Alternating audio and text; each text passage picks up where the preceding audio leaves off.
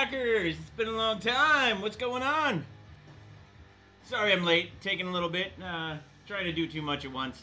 It's been a while since I'm streamed, so I'm slacking on the stream, I guess. Let me know how audio is, how everything's doing. If it sounds like crap, you know, all the normal stuff. I need my Red Bull to kick in and wait for YouTube to get rolling.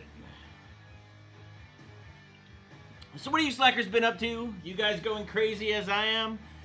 Sorry I've been gone for so long, but I don't know. I needed to get back to it. I think we're good now. If you guys haven't seen my streams before, we're just gonna go off and we do like liquid nitrogen stuff, and this time we're gonna do some stuff a little bit different. I've somehow conned Newegg for sponsoring the streams. Thank you, Newegg. Good looking out. So what we're going to end up doing is we're going to end up doing a weekly stream. So figure around this time every week, you're going to see my pretty face every single day. So it's good to see you guys. What's slacking? We're going to take some, I don't know, some Q&As for a little bit. Might as well. And then we'll get into what this whole stream is going to be about. So what's up, slackers? How you guys doing? You like no more hair? Cut all that off? So what's going on? Everything sound good? Look good? How do you like the new studio setup? It's changed quite a bit. It's actually a lot more easier to get around and do stuff and set up multiple testing machines and all sorts of stuff. But yeah, what's going on? Oh, I'm glad to see you guys. I missed you guys so much. It's kind of, I don't know, it's been a while. So, I don't know. I've been jonesing. I've been like, oh, I need to see my fans. Gotta get some PC stuff going because I missed it dramatically. I haven't even had boat days either. So what's going on? How are you guys doing? You guys keeping sane out there? Where you guys from? I'm in Florida. It's hot. I'm hoping that we're not gonna get, I don't know, shut off today. So we have some storms rolling through. So if we lose connectivity, sorry, not much I can do. But I think we'll do pretty good though. We'll see. Maybe TechODIN will use the weather gods and kill that. Oh, man. So let's see. Let's take some stuff. A lot of new faces I've seen. Let's see. I see a lot of slackers I know, too. So we got 2 cameras set up today. We have the badass shot, camera of everything, whatever.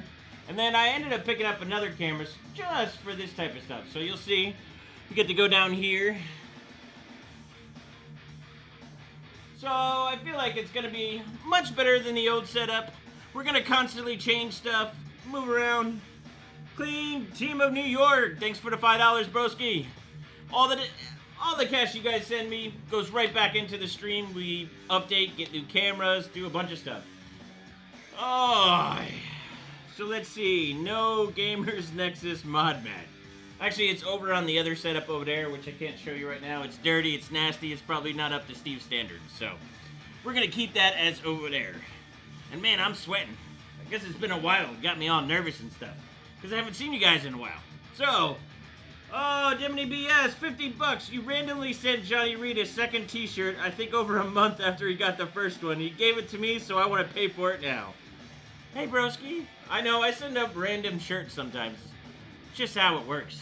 If you haven't checked out the new shirt, check out the new shirt, huh? Chicken Clocking is where it's at. So these shirts are up at beardedhardware.com. Remember, you buy a shirt, comes directly from me. So make sure you support the stream and buy a shirt. I don't like people usually donating unless I give them something. So I'm more than happy to make a bunch of shirts for people. So, but yeah, 50 bucks though. You think my shirt's worth 50 bucks? I don't know. They're comfortable. I love them, but hey. Oh, Mad Dutch Dude. What's going on, broski? All right, and what else we got? So we got any questions about building a PC? So this is a little bit different than what I normally do. Usually I'm doing some liquid nitrogen, hardcore, crazy stuff that most people don't understand. So I figured since we're going a little bit more big time that we need to basically not dumb it down, but I don't know, bring it to the average nerd compared to the hardcore nerd, and just talk about PC building in general. We'll go over some builds that I've been doing. We're gonna go over and probably do like a little bit of a mock-up of my friend's build. So I've been slacking. I've had him order parts. He's been bringing me parts over the past month. So it's about time that we get that PC all together. And while I'm doing that, I'm going to explain the different types of water cooling gear, because I see a lot of people out on all the different forums and Facebook and pretty much everywhere. Some guys know things and some are confused about others. So this is to try to clear everybody up, and I don't know, just what it is. Alright, so does a bag of tater tots come with each order? So I don't know if you guys can see up here, but we got Tater Tots Road. We love tater tots here. Tater tots are our thing. I highly recommend them. Don't save the potatoes. But anyway, so are you a hard tube or soft tube builder? Great question. And I think we'll, might as well talk about it now. So I do both, to be honest. Sometimes it's much easier. If you guys have seen some of the bench streams that I've done that it's on water cooling, I usually use the soft tubing or a combination of soft tubing and hard tubing. I tend to like the hard tubing for those really nice, I don't know, I guess you could say, like in the car world, all show. Basically, for a nice show build, I feel like that you can get different, I don't know, what do you want to call that, but you can basically do different things and make it look cool, and you can do different colors in it. I don't know, I'm more of a hard tubing guy, to be honest. But we'll go over that in a little bit. We'll talk about different types, what we can do. I have a bunch of examples. I want to show you guys some blocks, GPU blocks, CPU blocks. I want to go over just kind of like what are the basics that you need to build your own water-cooled PC. I mean, it can be very easy and it can be really complicated. So what I'm going to try to do is dumb it down for you guys. Try to put it all in, I don't know, make it easy so that way when you go and buy your PC and you want to build something, you have the confidence to do it. So, alright, so we got Stig. What's up, brother? Thanks for the 50, Slacker. Woohoo! Alright, so what we got? What's the worst, most expensive PC mistake that you've made? I don't know. If you look up there, actually, there's not any dead hardware. Maybe one dead hardware up there, but I've killed lots of things. If you're going to push the limits, sometimes you're going to push it a little bit far behind and things go boom. So the most expensive, I want to say the most expensive piece was, I don't know, if you see over here, you'll see basically 2 E-powers on a Titan Pascal. I ended up killing and frying one of them Titan Pascals, and I think that at the time it was like $2,000, something like that. Not too bad. I try not to kill stuff, but sometimes it just happens, you know? Oh, camera falling. Not sure what about that means. Oh, you guys are seeing the camera move all around. Yeah, so I basically have it on a slider, so you guys know now, because I get so many questions during this whole time about doing this. So it's basically on a slider, so you'll see it goes and moves shortly, just a little bit around, keeps going back and forth. So don't worry, it's not falling. It's okay, I got it. Alright, so what kind of build are we looking at? I don't know, we'll go over that in a second, hold on. It's not truly yours until you void the warranty. The Poets, go check out his channel if you get a chance. He's a new YouTuber, so we support everybody. We support all types of YouTubing, especially in the PC industry. That, or if you have both. Oh, I killed a KP. Yeah, but the KP I think was like $1,800 compared to the $2,000 that the Titan Pascal. I don't know, it's one of those. Who's keeping track of what I kill? Maybe supporters?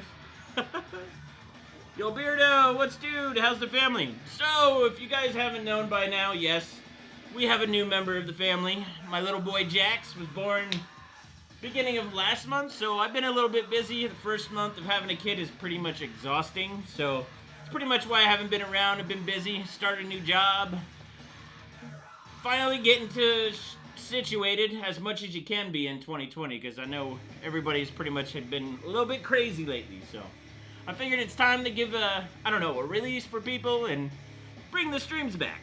So, I'm almost done with my Red Bull, so we'll get started on the gaming PC. Give you time to check out everything. How's the music? Is the music too loud? Not hardcore enough? We're a little bit limited if you look in the description, basically I use Epidemic Sounds, and one of the reasons why I use them is because royalties. So you can only play certain music in streams, and I can play their music during the streams. So we're kind of stuck with what we got, which is pretty good. I go through them and try to check out a bunch of stuff. So it is. Oh. Are you getting NVIDIA Ampere at launch to Chicken Clock? I wish. Nobody from NVIDIA has contacted me about it. I'm highly disappointed because GPUs are my thing. And I know it. Ooh. If you haven't seen this thing, this is a Kingpin 2080 Ti. Supposedly this is going to be replaced. I think we're going to have another Kingpin when it comes out, when Ampere comes out. I don't know. I'm excited for it. So if they come out with a Kingpin, I'll most likely have it, but other than that, I don't know. Usually when you're doing some type of graphic card, you have like a founder's card, or we call reference cards. The Kingpin is a version of basically from a different vendor. So this is like a souped up card. This is like buying like the Ferrari version, you know? And I'm hoping if they release Ampere, they'll let all the vendors like Gigabyte, EVGA, basically do their own. Those are usually the most powerful cards, especially for the extreme stuff. Now for regular clocking, or should I say chicken clocking, we can basically use a reference just like the one for this build. So my buddy, he's not going to be really doing too much. He's going to be basically doing high def. So high def is what, 1920 by 1080 or something like that? Now a 1070 works pretty damn good for it. So this one's a lot more hardcore than this. This is probably like $100 to $150 card. This thing, I think, if you can find one, is probably around $1,800. So it really depends on kind of the budget that you want to use, or that you have when you want to build a PC. So, I mean, you can go from this to that. It's really up to your budget. Now, if you're only going to have a small screen, a high-def screen, 1070 is perfectly fine. As long as you have a good CPU and everything else mixed with it. But if you want to go and if you have a high def screen and you're gonna use this card's gonna be a little bit overkill, and you're not gonna really need it if you know what I'm saying. So let me put these back before I break them and add to my tally of broken stuff. I need to actually test that card out. If you guys have checked out old streams, that card, I think I did it before a Gamers Nexus stream. We were I don't know if I had a bad mount or whatever, so we've never really got to hammer the hell out of that card, so we're gonna have to do that another time. All right, let's see. So we got some DEFCON Slacker, need some Viking vibe on the build. Well, this is not my build. I might as well show you guys my build though a little bit, just to give you a sneak peek of it. I was gonna do a video on it, but I'm waiting for extra parts to show up, because usually in this industry we're always waiting for something, and I'm waiting for more parts. So let me get that in a second. Dude, let me write you some stream music. You can always write me some stream music. Send it to me and I'll check it out, and maybe we'll use it in the next stream. Hope you're all good, dude. B990B. Buy the little Viking some ice cream on me. Thanks, broski. I appreciate it.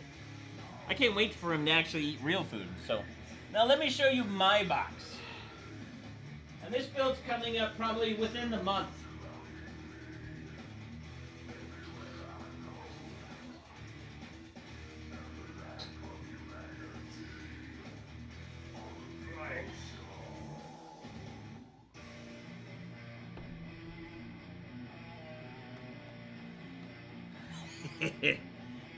Is that build big enough for you?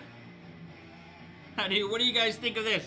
Now, V1 Tech, if you ever got to check out V1 Tech, I'll have a description probably after the stream about this case, just to talk about it. V1 Tech sent me 2 of these. We're going to make this one of the monster builds. This is what the big Gigabyte Aorus C621, if you can see it back there, is basically going to go in this, but it needs a hell of a lot of modding to fit in here. We're going to do 2 560 rads, a 480 rad, 2 360 rads. We got too much in here.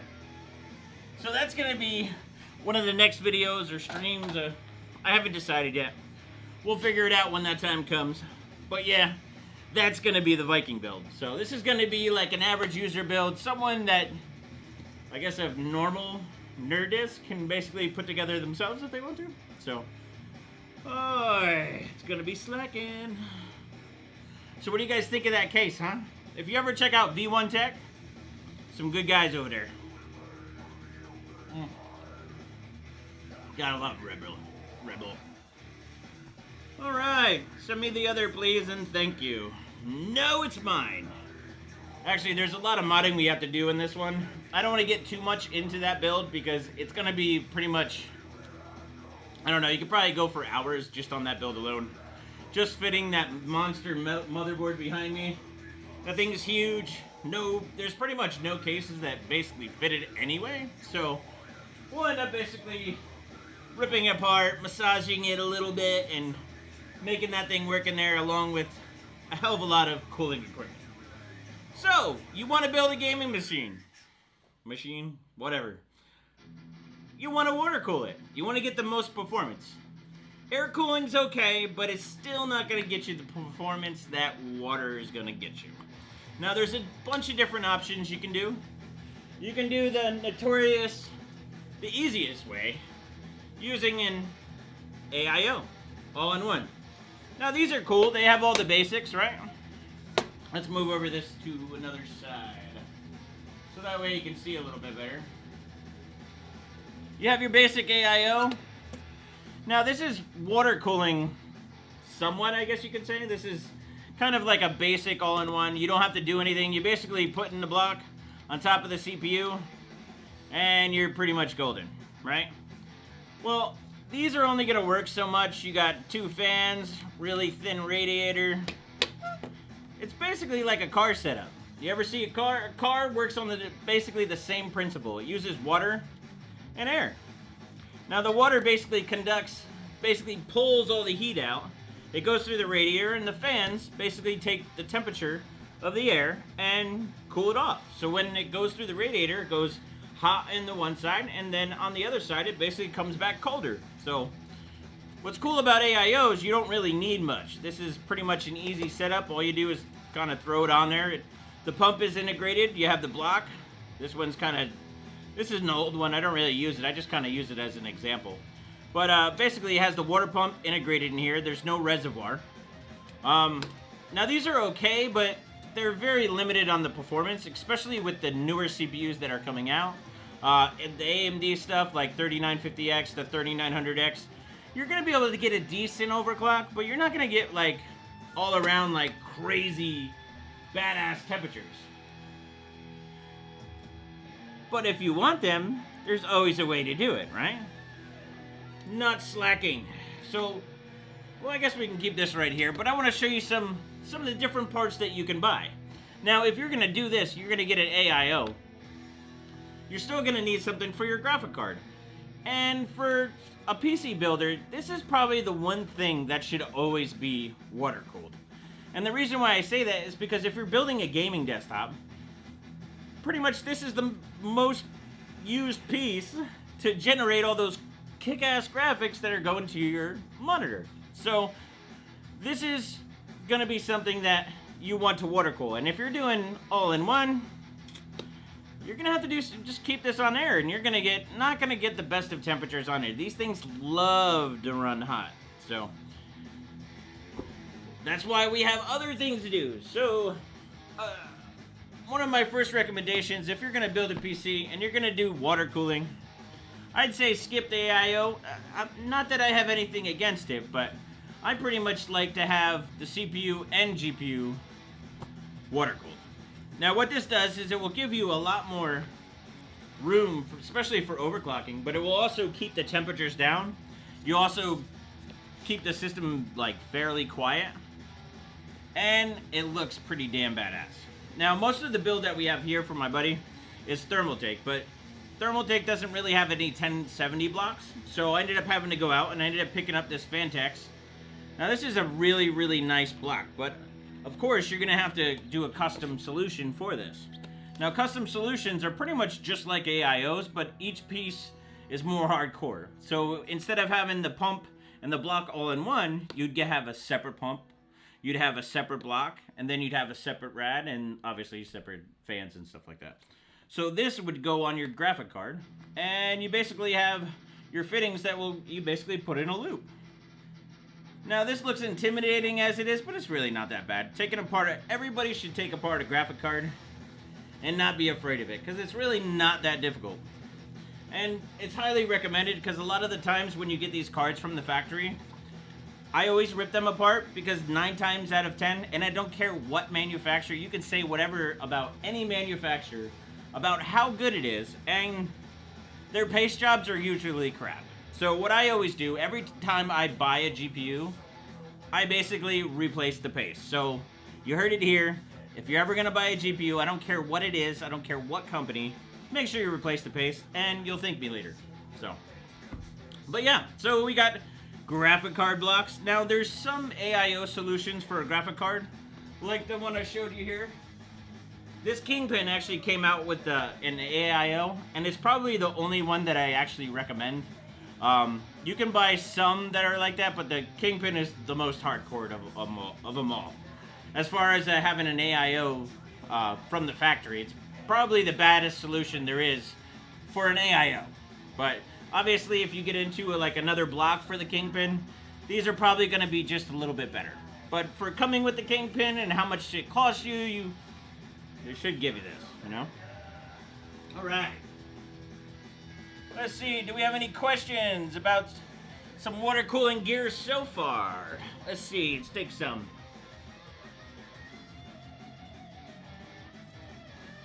Alright, let's see. Water cooling loop, that's one part of it instead of 50. What's up, Cecil? Good to see you, broskies. Did I miss anybody from Super Chats? I hope not. But anyways, yeah, so the Kingpin AIO is pretty damn good, and a lot of them are not as good as that one. So if you're going to see a graphic card, I know EVGA makes a decent AIO, like if you buy a reference card, you could basically do their solution. But I mean, if you're going to go through all that, you might as well just go the right way and get a badass block for it. So highly recommended. And the crazy part about doing a block like this on a graphic card is that you're gonna get so much better temps. It's kind of ridiculous, because say a block like this, I don't know if you can see, well, that should be good from here. You'll see that it has different sections, so it's not just cooling the GPU, it's actually cooling the memory. So they usually give you thermal pads right here, on here. So not only you're doing the VRM, you're actually cooling memory too, which is really beneficial, because if you've ever overclocked a graphic card and you push memory a little bit, it gives you a good amount of increase instead of just pumping up the actual GPU itself. So if you really want the best performance for your card, if you're going to spend a lot of money on a graphic card, do yourself a favor and basically get a block. You're gonna end up liking it more. You're gonna get the best temperatures, because it's like buying a Ferrari and not being able to take it past 30 miles an hour. Like, what's the point? So if you're going to get a badass card, you're going to spend a lot of money on a card. Spend a lot of money on the cooling, too. You'll thank me, trust me. So that's what we got for the graphics side, right? Now, CPUs are big these days, right? I always hear all the time about how AMD's kicking the crap out of Intel. And it really depends. For extreme stuff, multi-core is pretty much AMD, but graphics and pretty much, if you want to do any hardcore liquid nitrogen stuff, Intel is pretty much still the king in that part. But I've heard with all the rumors and stuff that they going on, or not rumors, but Intel pretty much came flat out and said they're behind. And boy, are they behind right now. So I'm hoping and I'm waiting until AMD really hits the extreme space a little bit more. So hitting those frequencies like 7 gigahertz that we can pull on like a 9900K or a 10900K. I'm waiting for probably the next release, or maybe the release after the second release of the AMD's next stuff. I don't know. That would be cool, but we'll see. But you got the newest AMD CPU. Let's take this one for instance. Anybody know which one this is? I don't think I gave it away too much, but anyways, AMD really kills it right now as far as basically budget-wise and for decent, really good performance. The prices on these, you really can't beat it. I mean, a 6-core, what's it called? 6-core, 12-thread. We used to, let's see, the first time a 6-core, 12-core, or 12-thread came out when Intel was, I want to say, X79, I think it was? I don't know, maybe you guys can clear that up for me, but I'm going to move. What's the best? I totally forgot picks. What's going on? But anyways, so if you're going to look for CPUs and stuff, I really highly recommend the best budget stuff is really on the AMD side. The Intel stuff is good, don't get me wrong, but for what the price is of a 6-core, 12-thread, and then even what is it, the 3900X, the 12-core, for how much that costs, I think it's like $485 now or something like that. You really can't go wrong, especially with those extra cores. I mean, you're getting a 12-core for pretty much the same price that you're getting probably like a 10 or an 8-core from Intel. So, I know their prices have been dropping. I haven't really looked at them lately, but you really can't, to be honest, you can't really go wrong by either, but I really think AMD is really kind of killing it right now. And it's actually nice to see because I feel like the computer PC environment has kind of been stagnant when it's come to CPU-wise. Now, if we could only get AMD to start banging out some graphic cards, and not just in rumors. Alright, so you guys guessed right, it's a 3600. I figure this is a good, cheap alternative. I mean, really, for a 6-core, you gotta think, a 6-core, 12-core, or 6-core, 12-thread, back a couple, maybe 5 years ago, would have cost you at least $1,000. So to see that half the price now, if I would have told, if you would have told me back then that this would be happening, I just would have told you, yeah, right. Would have been crazy. So anyways, so let's get into it a little bit more. So, obviously, the first thing you're going to do when you look at a gaming PC is you got to figure out what case you're going to be in, right? Now, the reason why I say you really got to choose your case is because a lot of the times when you choose a case, you got to build into your case. And I'll show you why in a second. I'll show you this case because it's a pretty cool case and my buddy really enjoyed it or really liked it. So this is why we got it for him. Now,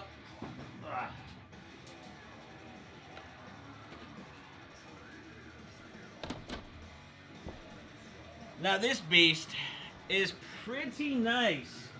There is one problem with this case though. I don't know if you guys can see it. Where is it? Where is it located? My biggest problem with this case, now it's a really good looking case, but there's this name on the bottom of there. I think it should be scratched out. You guys know him as DeBauer, otherwise known as Roman. Good dude, but it should be my name on that case. No, I'm just kidding. Now this is actually a really badass case. If you've checked out Gamers Nexus, Steve's a good buddy of mine. You'll see my streams over there, or you see when we stream together over there. Now this case is open. It's got room for activities and all sorts of stuff. You can fit rads galore in here. Now, if this case is too big, you don't have to get something like this. You could get something very, very, very small. But you're gonna have to match your components to it. So I highly recommend to get something like a medium tower. That way you can do some good cooling.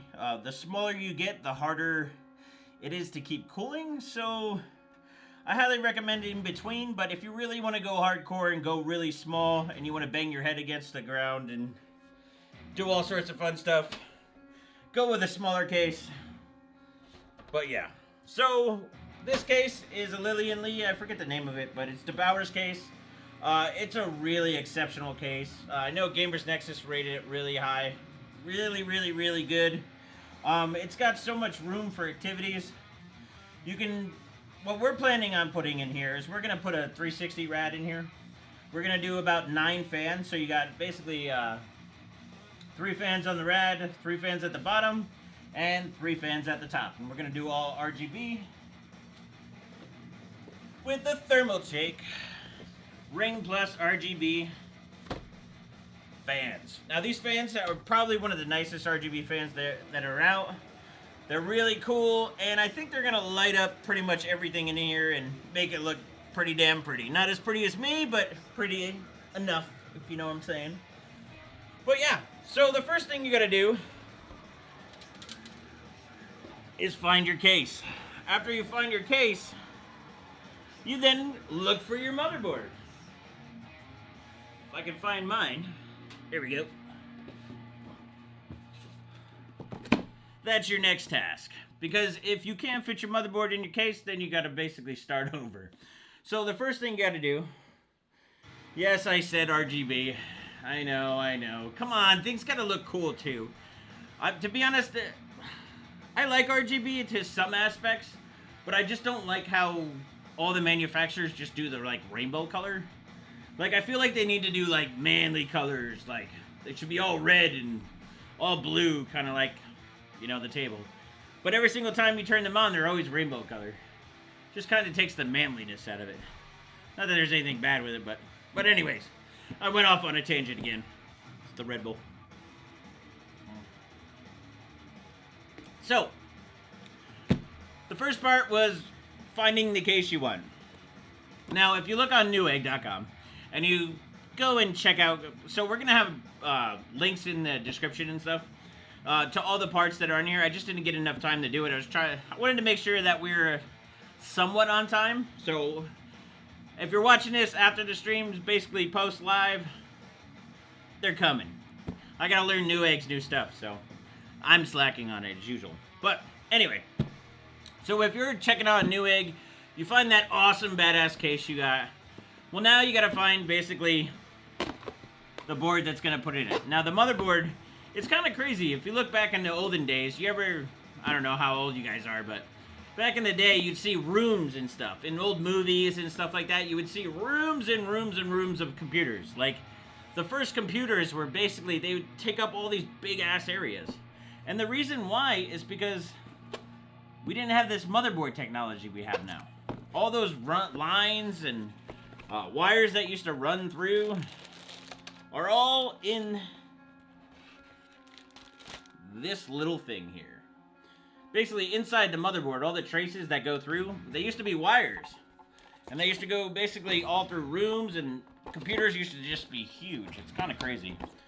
But now, ever since motherboards really came out, it's simplified and basically made everything smaller. So, after you purchase a case, you need to make sure that the sizes fit. A lot of the times, the bigger the case, the more you'll be able to fit, so it's not as hard. But when you start getting down into the smaller cases, that's when you gotta really check to make sure that your motherboard is gonna fit. Now the sizes, I'm not gonna go too in depth with sizes, but you'll see that's listed. If you go to Newegg and you go on a particular motherboard, you'll see the different standards, right? So you have like ATX, MITX. Let's see, where is it located on here so I could show you guys. And I can't find it. Anyway, so if you look at when you're buying and purchasing on Newegg, you can see a list. You'll see ATX, you'll see MATX. There's a bunch of different stands. If you want, Google them up. Where are we here? I know it's somewhere on here. Oh, okay, here it is. So usually if you look up on the form factor, you'll see this is the ATX form factor. Now there's all different types of form factors, so kind of do some research on it a little bit. There is times when they go into some crazy formats, like my big giant gigabyte board here. That board, like, you could literally beat somebody with it. But it's so huge, there's not a case that fits it. And I don't know, I think they kind of made their own standard on it, because there's like maybe 3 cases that fit that board. So do some research a little bit. I think the standard is pretty much around the ATX, but if you're going to go really small, that's when you start getting into like the MITX or mini ITX. Basically, that's when they start getting really small, and then it's hard to fit things. And with these hands, I don't really like small systems. So, but yeah. So we're going with an ATX build. This is going to fit nicely in this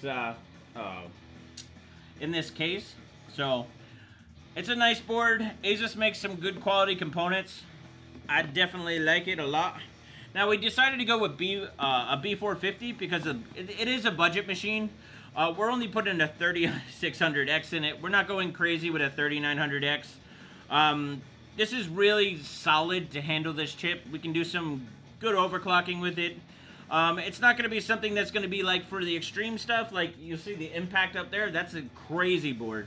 But it's also crazy expensive. This is probably a quarter of the price. So, I mean, now when you guys are looking at boards and stuff, there's so many different board vendors out there. I like to stick with certain brands. It really depends on the board. I try not to go too cheap on this, because if you go too cheap, you're going to run into some issues. You want a decent VRM. You want something that's giving you stable voltages. I always like to tinker with my stuff. For instance, I got a golf cart that I'm souping up. I'm pushing it faster motor, faster controller, faster stuff. I like to tinker. I like to tinker with a PC too. So it's just fun, you know? So if you're that type of person and wants to get into more tinkering around, getting a little bit more performance, spend a little bit bucks on the motherboard and you'll thank me later. So what's nice about the AMD stuff is that you pretty much can buy any board and pretty much use any CPU. Of course not Threadripper, because Threadripper is like the size of my hand compared to this board, but yeah, so that's the nice thing about AMD. If you're going to go with like an Intel-based system, which I highly recommend too, the memory latencies are pretty damn fast, and if you want to go for all that momentous gigahertz, then I would say go for the Intel box, because pretty much a 10900K can run 5 gig stock. So getting an AMD system to run that takes liquid nitrogen. So, but still the performance, not too much difference, but depends on the bench and depends on what you're going to do. But I'm up for either one. I think for a budget build, I think I'm going to have to give it to AMD on this one, though. It's a good, cheap build. And if you're going to be just getting into doing the PC stuff, I think it's definitely for you guys. So, but yeah, any questions about motherboards and cases right now? Then we'll get into a little bit more cooling and maybe go into hard drives and stuff like that. MSI Max Overclocker, what's up, Slacker? Let me make sure I'm up on it. I think he blew that one up pretty much. RGB golf cart. Yes, we probably could have an RGB golf cart. Don't get me started with that. Now, to be honest, I would actually be working on the golf cart, but right now in Florida, it's about like 100 degrees, and my garage is like 105.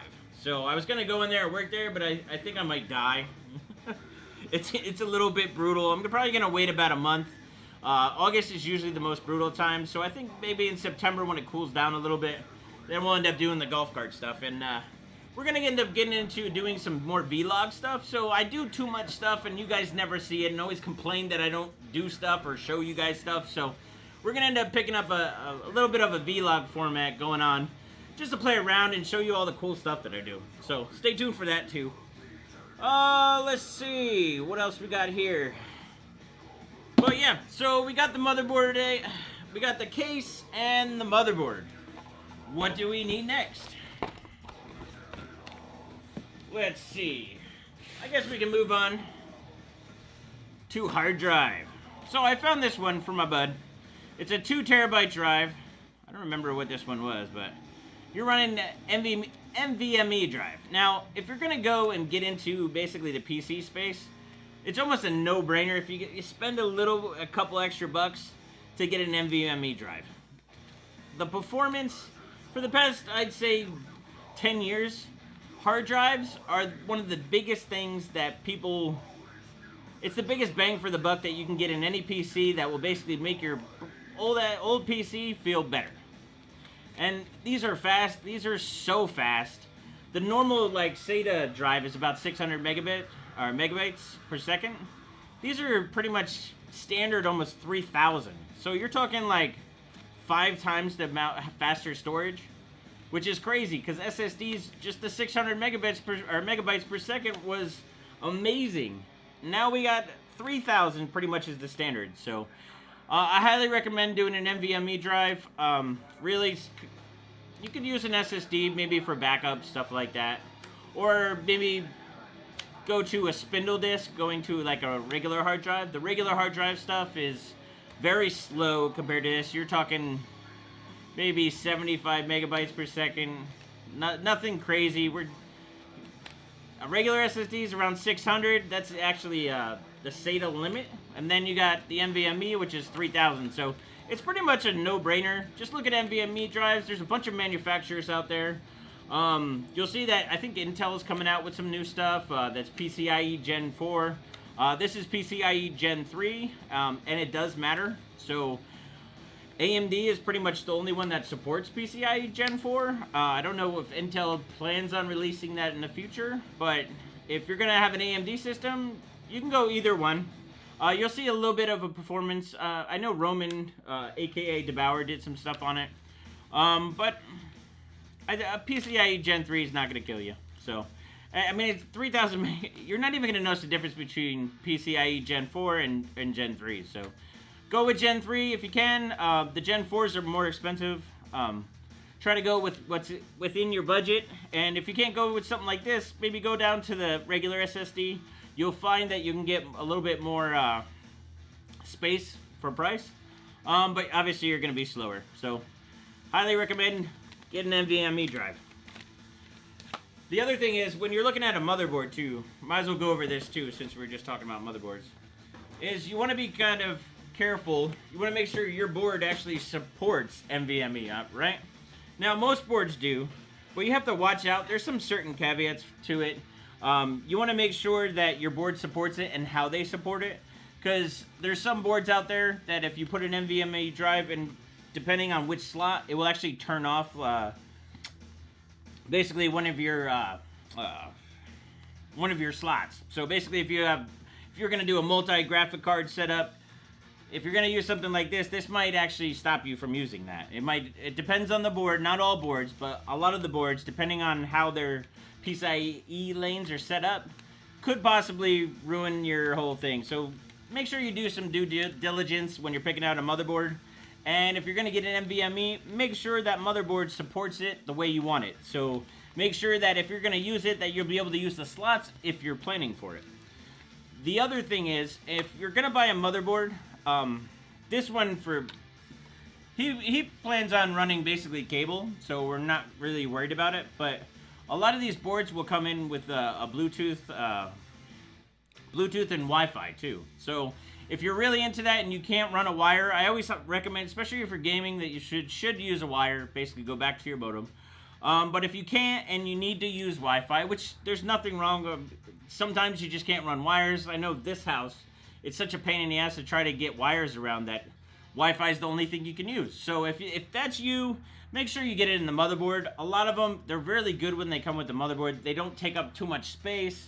A lot of the times you'll have to buy an add-on card. So if that's you, make sure you try to spend a couple extra bucks and get it in your motherboard itself. Or you can do an add-on card. So just something to think about.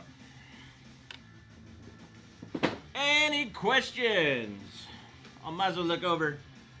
I'd rather use the Devour method and cut the Mobo. I think I'm way behind on this. Yeah, I am. What are some... Alright. Apparently I can't use this one because I can't see what's going on. Because I'm blind.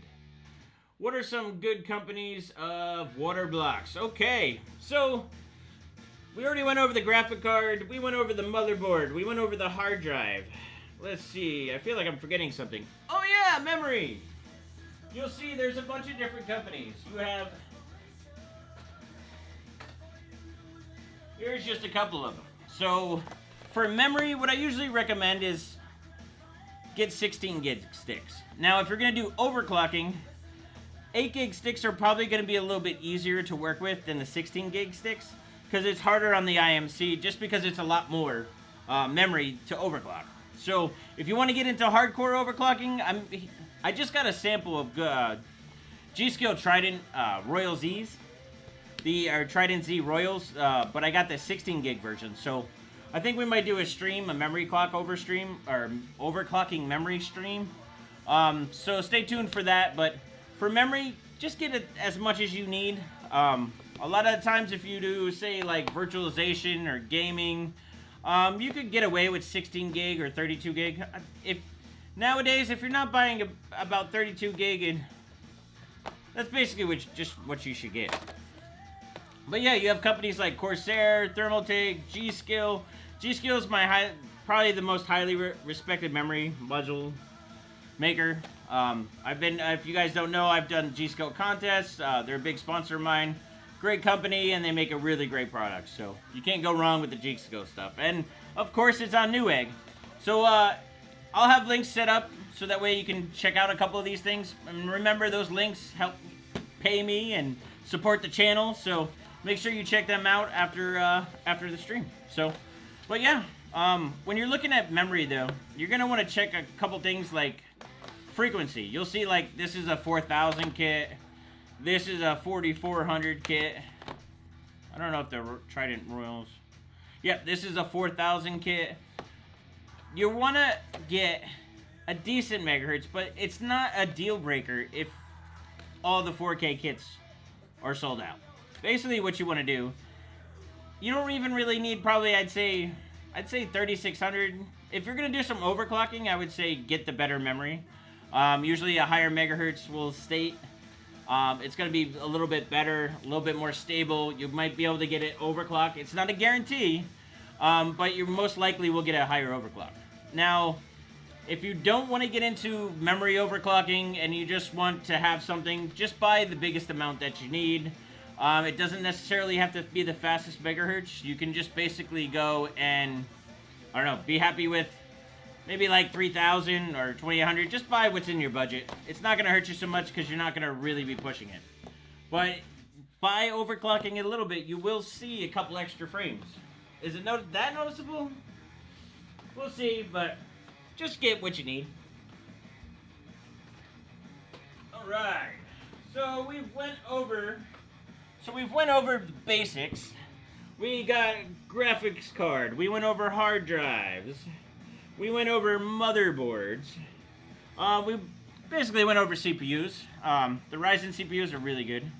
The Intel stuff is good too. So it depends on what you want.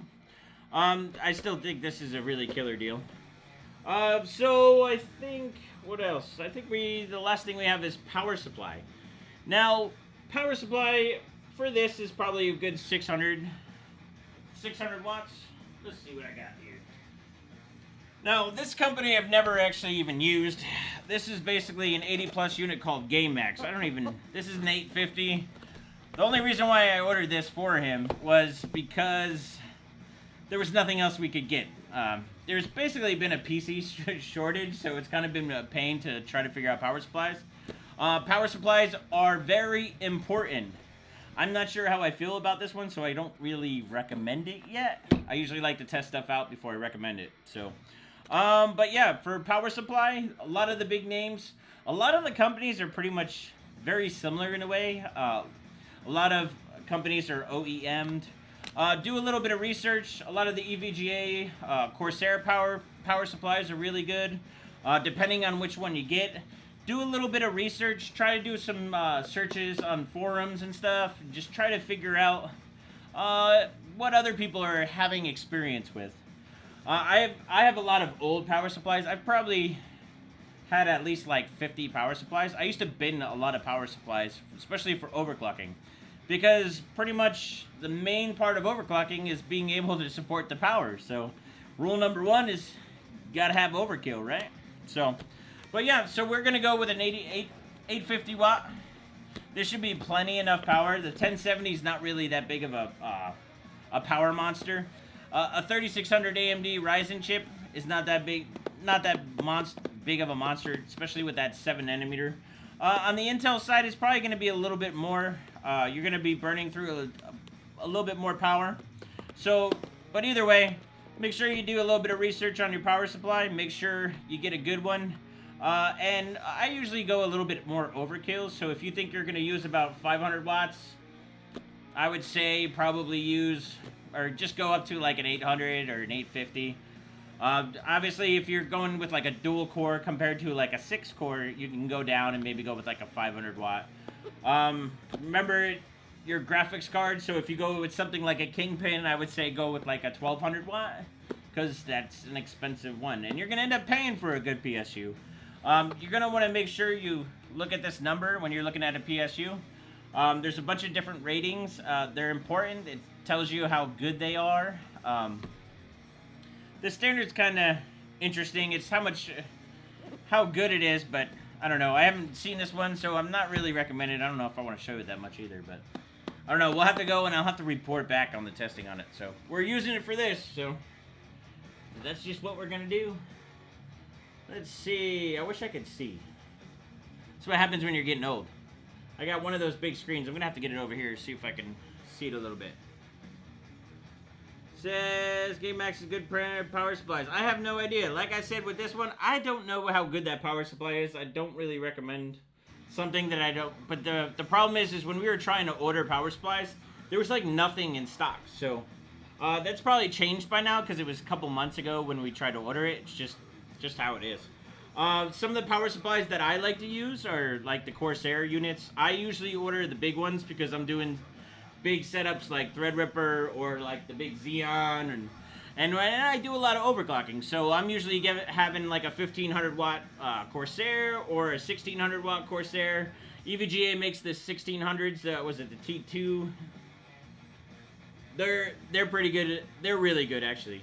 I've always been a big fan of EVGA power supplies too. If you ever seen where I've broken a lot of records for GPU wise. I have the older units where they're like the major overclocking. Here, I'll just show you one. This one's a little bit outdated though.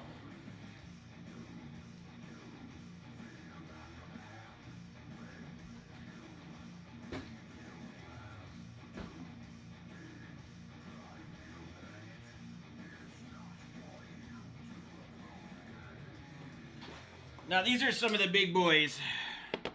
Now these are before like 1600s came out, so this is a special one. This is a Corsair AX 1500i. This is the Corsair Elite. This is special. It actually only a very few people got these.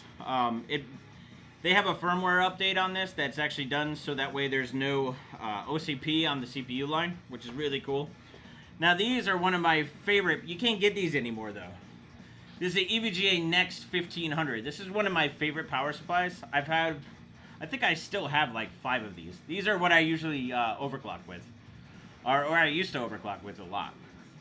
Also, you have a company like Seasonic. Seasonic makes really good power supplies. So I highly recommend them. I think I have one in the closet somewhere.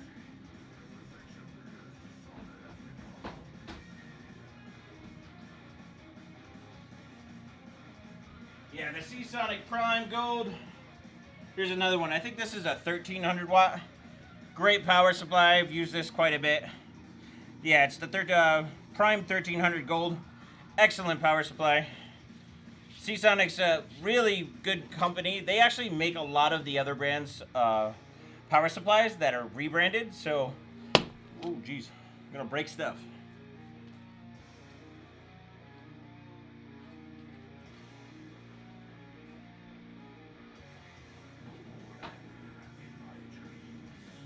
Alright, yeah, Superflower too. Superflower, I think, made that next one. It's hard to keep up with it over the years. Oh, I think I need another Red Bull.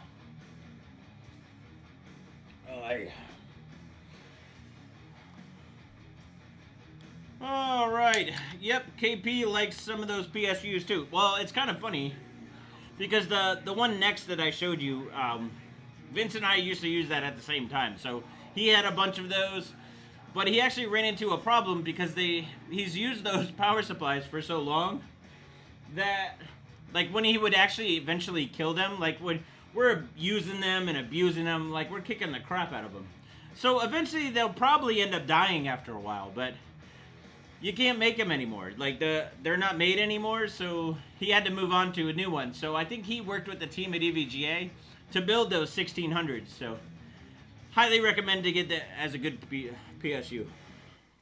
Oh, what is that? What gaming chair is that? This is a Thermaltake one? I don't remember what the name of it is. All I know is it's a Thermaltake chair. It's a very comfortable chair. It's pretty damn good. I don't mind it. Oh, Asus Thor PSUs are Seasonic rebrand. Seasonic actually makes a lot of PSUs for a lot of different companies. It's kind of amazing. I think they made it some of the Corsair lines originally too. Oh, may need to go over the rating. Oh yes, I kind of went into the rating a tiny bit. So you'll see like all that. There's a rating on there. You saw that 80 plus. I think it was 80 plus gold. I forget all the the details on it. Basically, I think a platinum's the highest, and that means it's going to be the most efficient. It's going to sip power compared to normal. Really, you want to go with the highest rating you can. It's going to be using the least amount of power. It's going to be the most efficient. You want to be careful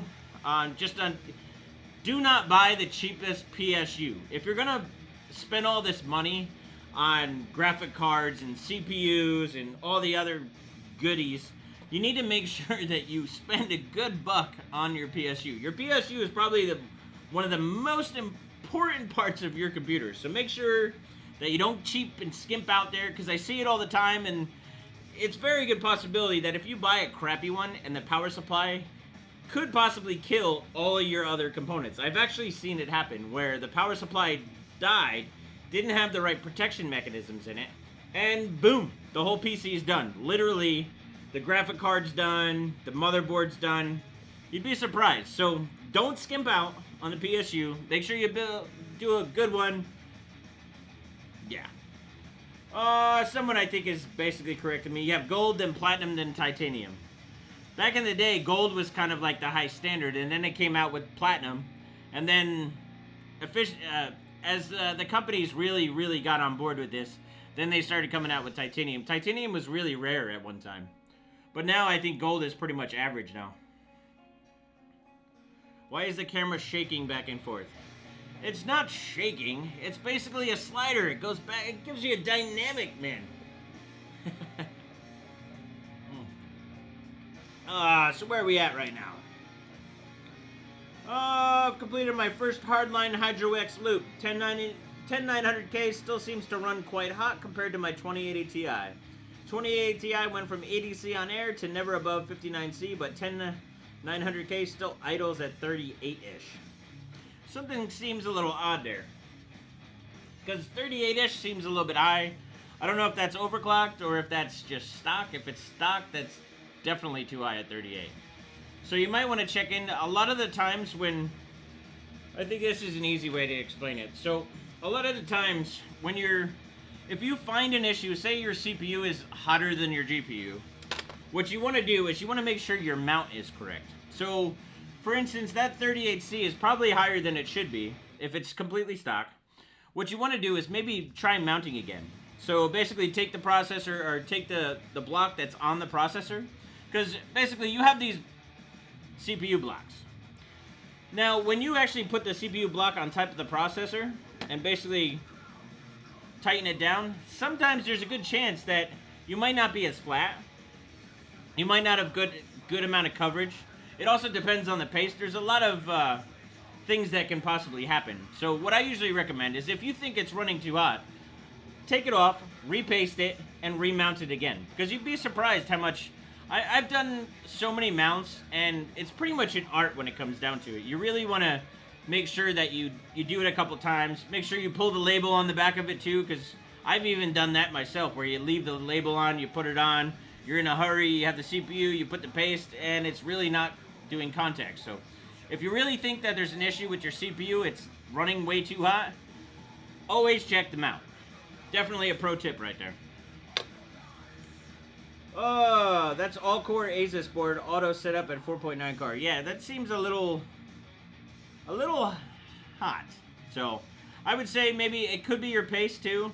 I'm in the middle of a paste video. I literally have about 100 pastes, and I'm comparing them. I had some setbacks. One of the boards that I had ended up getting really wet, so it kind of changed all the different settings that I had. So I ended up having to redo it again. So it's still in the works, but I'm going to be having that in the future, so stay tuned. We're going to be doing a lot of stuff, because to be honest, paste matters a lot. It's actually quite unbelievable how much it matters, so I don't want to go too much details, but if your temperatures seem high, remount. You'll thank me later. But yeah, so we might as well jump into it now. We got most of the basics. We have memory. We had the NVMe hard drive. We went into the graphic card.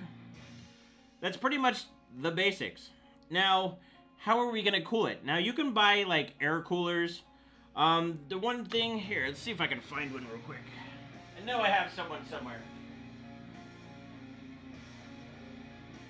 Let's see. Where is it? Oh, right here.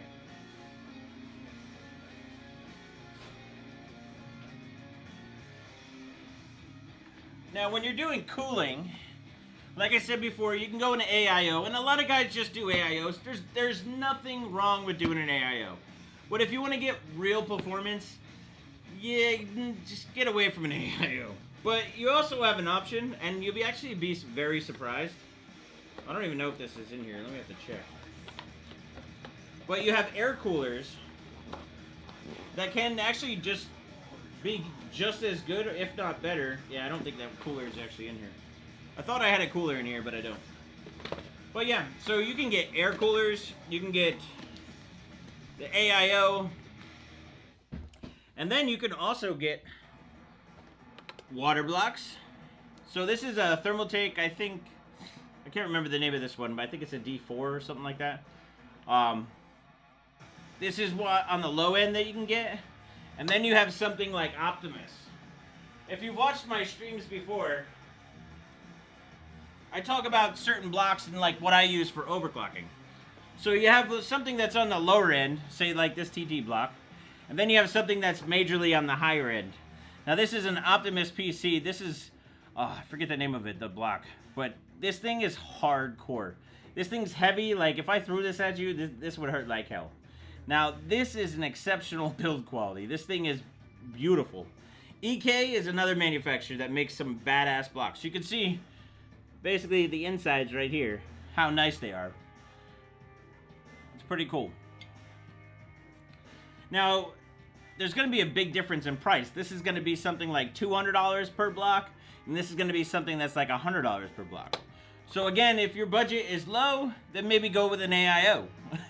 If you want to go and build and actually have like your graphic card and do one big loop, then maybe look at getting something pieces.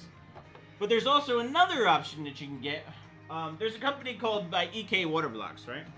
Good company. I work with them all the time. They're actually a big sponsor of my massive Big Bertha thing over there. But you'll have something like this. So this is the EK Liquid Cooling Kit, the RGB 360. What's nice about something like this is it has everything that you need to go. It's kind of like almost buying like an AIO, but it has all the parts together. And you'll basically be getting a custom cooled PC. There's still some things that could probably use some upgrading in here. Maybe go with a higher end, more high end block. I don't remember which one comes with this, but this will give you a nice package deal of everything that you need. This one uses soft tubing, and I highly recommend maybe if you're building your first PC or first water-cooled PC, maybe try soft tubing first. It's a little easier to work with compared to hard tubing. Hard tubing, you gotta basically get a hot air gun and basically melt the pipe and try to do all bends and do some crazy stuff. So if you want to get into the first type, and it's just as good as basically a hardline tubing. A lot of the times you can get a lot of different like thicker lines. You can get basically like a big what do they call that? Interior diameter or something like that. But yeah, so this is something you can look into. I highly recommend. There's gonna be links set up in the Newegg in my description after I finish the stream. So, but yeah, that's an option too. And what's nice about that too is if you have a GPU block, you can basically just pipe it into there and be good. Let's see. Now, if you want to go really hardcore, we can always do the liquid nitrogen stuff, and we can do the big blocks. I think these will cost you about $300. And then you can put this on there and just buy a bunch of liquid nitrogen. You could do that too. But we can save that for me too. Save that for the experienced professionals. What's up, Dave? Thanks for the $5, broski. I had a bad mount on my CPU until I lapped my cooler.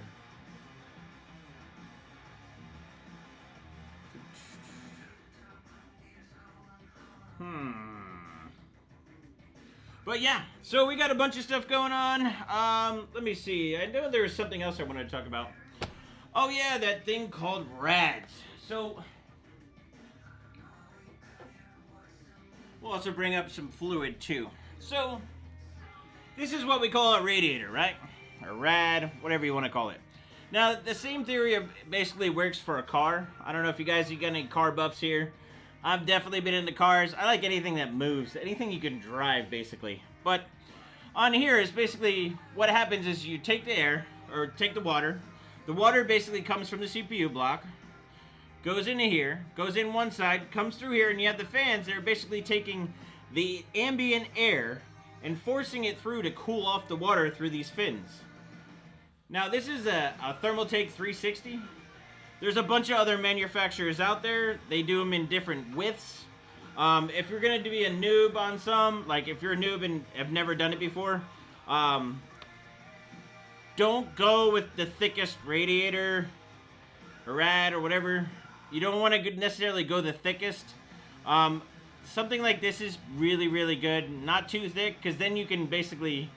I've seen where you, on a really thick radiator, it's hard to push the air through, so you end up having to get you have to get a way better fan than you need to on something like this. I usually recommend doing like a push-pull. I know if you're only going to do like 3 fans instead of 6 fans, a pull usually works pretty well. That's usually what I recommend. But yeah, there's a lot of companies that make these. Some are copper, some are aluminum.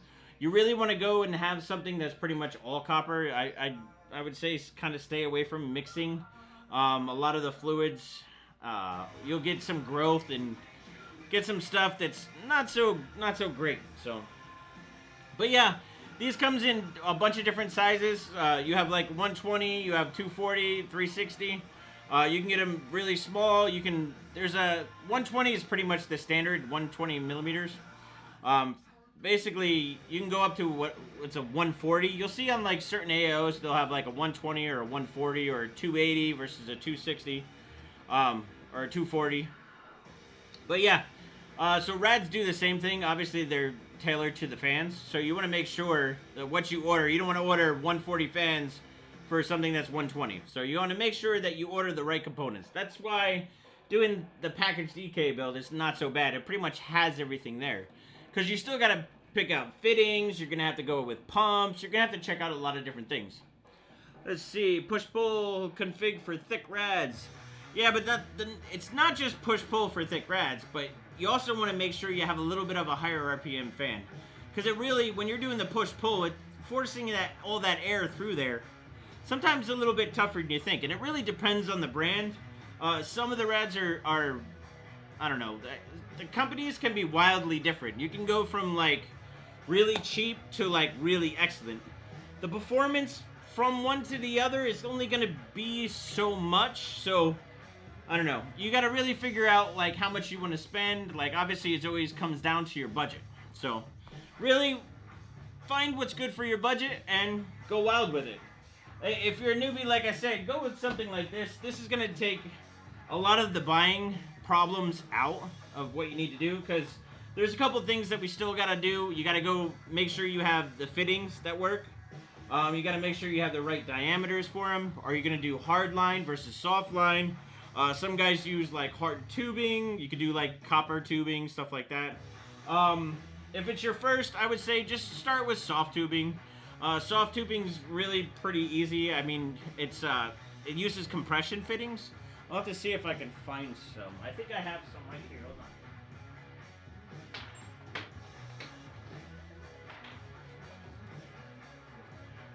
This is a perfect example. This is one that I took off an EK build. So this is what's compression fitting. So basically what happens is you push the tube onto the fitting, and then what you do is you have... yeah, that's why I didn't take it out. Basically, you got a fitting that goes over, and when you basically screw it on, it compresses it, and then the tube is locked. And it's pretty easy from that standpoint. When you get everything basically lined up and everything put together, It's much easier than hard lines, because a lot of the times hard lines are prone to leak if you don't have the right pressure put in them. Soft line is really the way to go if you're first starting out. If you want to have that awesome look, go with hard line, but make sure you test it out properly. So, alright, so any more questions? Is Joe playing music in the background? Yes, I am, sir. Oh, the Tater Beard himself. What's up, Jake? Fittings can get expensive for sure if you go overboard. Pretty much any component can go overboard. That's why it's kind of nice to maybe start out with something like this and then see what fittings you need and then order the fittings you need. Fittings can go anywhere from like $5 to $15, I think, something like that. So you want to basically order what you need. You don't want to go probably too crazy. I know I'm notorious for going through the system, like, with the big build, I'm doing it in steps. So I'm going to mock everything up. So what I usually do is I mock everything up, because this is actually going to be a hardline build. So what I like to do is I like to mock everything up and basically see how it is. And then what I'll do is I'll order fittings to see how they fit. Because even though you usually, like, you could say that, yeah, I'm going to order these fittings and do this fittings. When you put everything in the box, it doesn't always come out and work as planned, usually. A lot of the times you always have to massage something, or you're going to have to do a different route. It's just how it is. So when you get something like this, it's kind of easier. You have everything together. But if you want to go into like some crazy builds and going through, I always say mock everything up and see how it's going to fit. That way you can order and plan out what's the best for you. So, and let's see, what else we got there? So we went over CPU blocks. There's such a wide variety of CPU block. I mean, it really is about price. Like I said, you have the Thermaltake one that's maybe like $100, and then you have the Optimus one, which is like $200. That block, that Optimus block, is a fantastic block. I think I'd say the only one that's probably close to it, and I haven't verified it yet because I'm waiting for EK to send, is the EK magnitude blocks. I think they really go head to head as probably some of the best CPU blocks there are. So, but we'll verify that in the future and make sure. So, I think one of the last things when you're coming to a build like this is, what fluid are you going to use? Now, Mod My Mods is a good brand. They sent me actually a bunch of fluid. I had them send me a bunch of like colors. So we got green, red. You always kind of want to plan out if you're going to go like clear tubing, maybe using different colors. Like I have on my big setup over here about red. I don't know. It's really up to you if you want to mix with RGB, but you're going to want to use some good coolant. These guys are definitely highly recommended, so check them out. modmymods.com. You can also, I sometimes like to basically use my own. A lot of the times for Sub-Zero stuff, I would do a mix of like stuff called like water wetter. It comes from the car world. It really does work. It's pretty crazy. I don't think it's good for some of this stuff. I think with the acrylics and stuff like that, it's not the best thing. So the best thing I would say is to look out for a product like this. You can always use distilled water, but remember, distilled water is not going to do everything. You're going to need something that has, I don't know. There's nasty things that build up in water like that.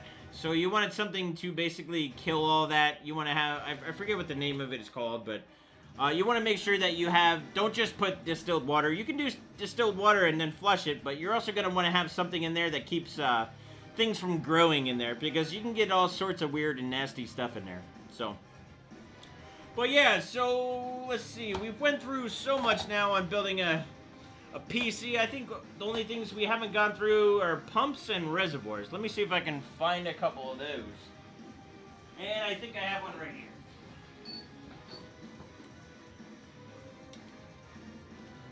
Here's one of them. So here is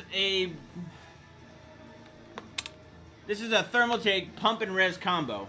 Now this is a D5 pump. Yeah, these are D5s. Now, what's crazy about these is most manufacturers... Now, did I leak on here? Most manufacturers actually just use these same pumps, and they just do different things with them. So, a lot of the times, depending on which one you buy, you want to do a little research. A lot of them share components. So, But this is basically a pump and res combo. What that means is that the pump's in here and it's connected to the reservoir. Now you can get all different types of reservoirs. I know EK just came out with, I know Thermaltake has them too. Actually, I have one in there to show as a different option to be able to buy. Now again, I'll have them as linked up in the description after the stream. I just gotta go through and do it.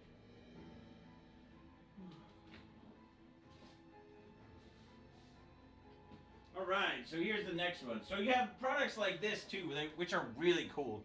These are some of my favorite reservoirs. Now, I know EK sells these as basically, you can buy them with a pump or without.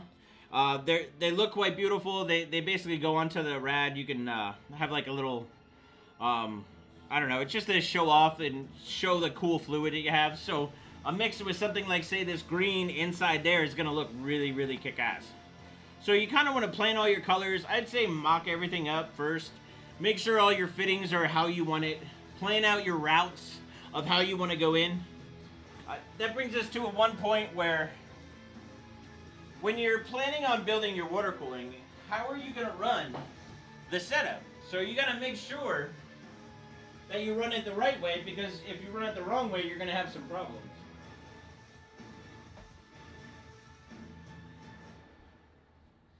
And what I mean by that is basically, so you got this brand new, say we'll take this for instance. This is just a CPU water block. There's no GPU in this. So it's rather easy, but you'll see that there's usually an intake and an out on a water block. And that's very important, because when you're pushing the water in, you gotta want to make sure that you push it through. Where can I get the Thermaltake long? It's pretty funny. They do look pretty interesting, huh? But you can always check it out on Newegg. Remember, I'll have the descriptions in the link. But you want to make sure that you're doing your intake and your outtake properly. You want to make sure you pay attention, because that could be another reason why you have bad temps. Because if you don't do your intake and your out properly, you can cause some overheating issues. So, Captain Planet, hey look, TechODIN finally stopped being a slacker and did a stream. I know that slacker, he always busts my balls. Alright, Innovatech, still make water cooling gear? I used them years ago. Innovatech. I want to say I heard of them, and I don't remember some of the products they use, but you'd be surprised. There's a lot of new players. Optimus PC is one of them. They make some killer stuff, guys. I want to say, hold on, I'm going to show some cool stuff for them.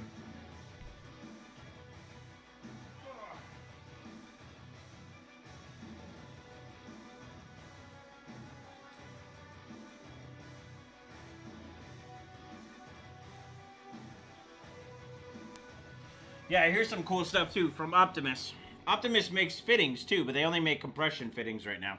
So if you're gonna want to do something like that EK block or the EK kit, they have something like that. So basically, you have the tubing that goes on this, and this compression fitting goes over, and basically turns on. Very simple, very nicely designed. What's cool about them too is in fittings, most people don't realize that on the fittings that they're usually pretty hard to tighten, so you can tell like it has some type of like Allen, so that way you can tighten it properly. I always recommend using some type of Teflon tape to make sure that you don't leak. See if I don't think I have some, just to give you guys an example.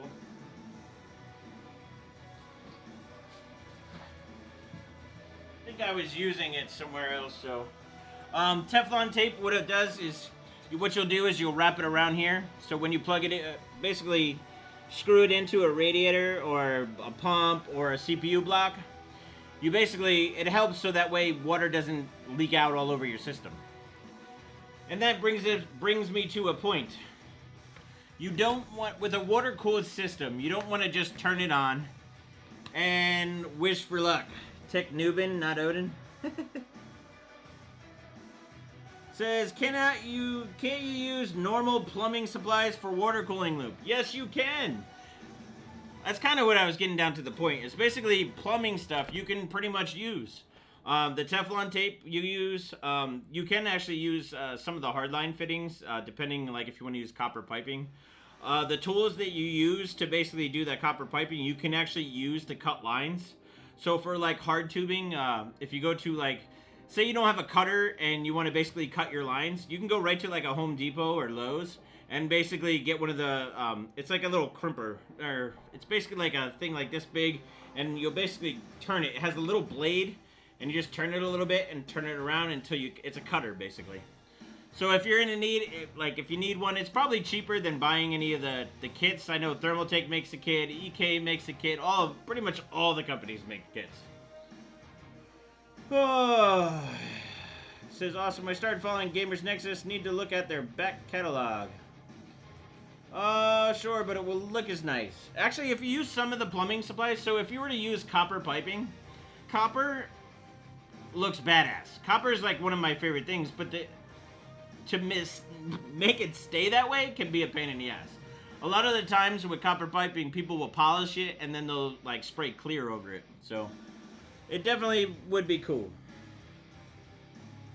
It says copper would be cool if you brushed it, but it would turn green eventually. Exactly, that was my point.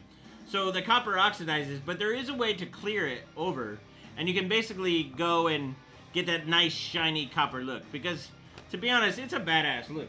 Trying to remember what I guess you could see on my GPU, liquid nitrogen GPU blocks, you'll see that I lap everything to make sure it's flat. So, but you can see after a period of time how it's not so copper anymore. It basically gets the oxidation. It's like the Statue of Liberty where it would turn green. This eventually, if it has more air that hits it, will basically turn green too. Now, if that's the look you're going for, hey, go for it, but... Alright. Indy. Can you talk about the new job? Are you still in Indy? Yes, I'm an independent, and no, I can't talk about the job.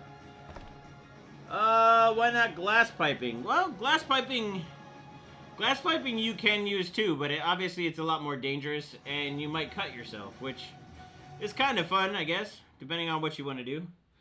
I would recommend maybe doing that too. I mean, glass is always an option. It's probably a little bit harder to find, a little bit harder to work with, because you gotta cut glass, and that can be a pain in the ass. But yes, that's definitely an option.